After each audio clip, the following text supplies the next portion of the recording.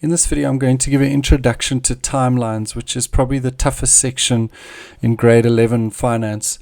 And to make it so much simpler, basically what you're doing with timelines is you've got a heck of a lot of information, and that's how you'll know that you're dealing with timelines. Just numbers, figures, interest rate coming at you left, right, and center.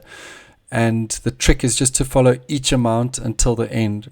And if the interest rate ever changes, just write the brackets next to each other, and that's it. And so I'm just going to draw a timeline as I speak through a question, and then I'll show you what it would look like. I deposit 15,000, and let's call it T0. Then after 2 years, I withdraw 3,000. 5 years after the withdrawal, so that would be times 7, I deposit another 2,000 Rand. What is in my account after 10 years? If the interest rate for the first 4 years was 11% compounded monthly, thereafter the interest rate was 9% compounded quarterly. And that, as you saw me writing, that's how you'd fill in a timeline. I personally like to put the amounts of money at the top, the years on the line, and the interest rate at the bottom. And then the trick is you follow each amount of money. So there are 3 amounts of money, so there'll be 3 separate kind of questions. And so it will be 15,000. When he came into the question, the interest rate was sitting at 11%. So 1 plus 0.11 compounded monthly divided by 12, and it was sitting at that interest rate not for 2 years, but the interest rate, because I'm on the bottom level, was for 4 years times 12. Then immediately the interest rate changed to 9% for the next 6 years.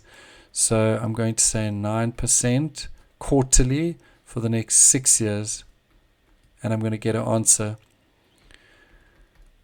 Then the next amount of money was minus 3,000. And when it came into the question, the interest rate was 11% for the following 2 years.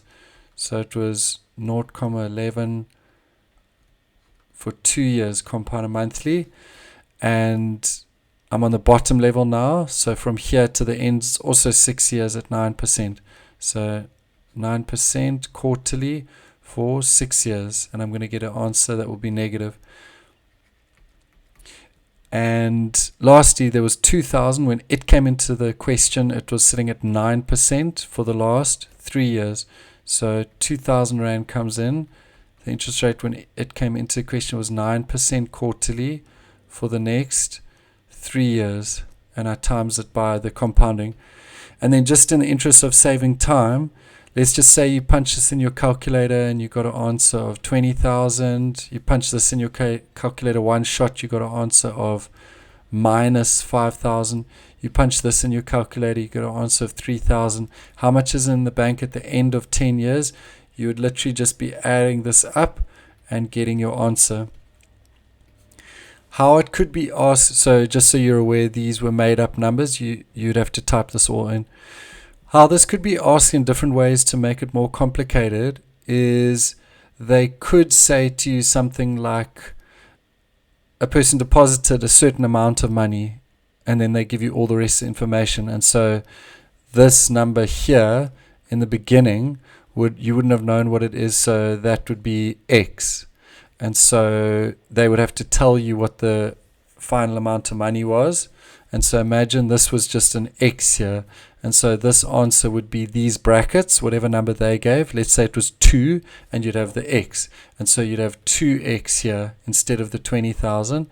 And then you'd have all of these numbers, and you'd have the final amount. And you just lay this out like a little equation. 2X minus 5,000 plus 3,000 equals 18,000, and you can take it all across like a normal simple equation. So that's if they gave you just a random amount that you didn't know. Maybe they say to you that you are paying off a loan, and so what would the final amount be down here if the loan is paid off in full? You wouldn't know what it is, so the final amount would just be 0. So if this question was to do with paying off a loan, and they want to know X here, what was this payment, then again you do it like normal. So maybe in the beginning you got money, you got 15,000 Rand loan, and you've worked out this.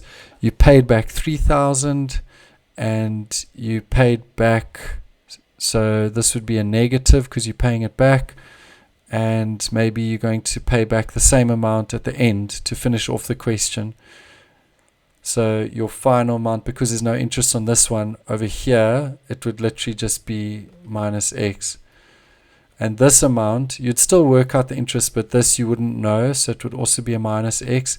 So this would be a number, like let's just say it's this bracket equals 2, and that's an X, so it would be minus 2X. And again, you just lay this out like an equation. 20,000 minus 5,000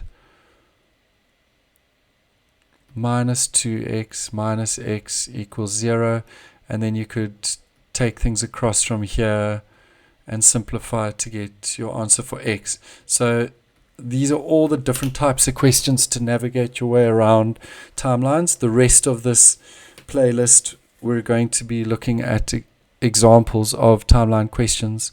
I hope you found this helpful as an introduction to timelines. If you did, please like this video, subscribe to our channel, and share it with your friends. Thanks.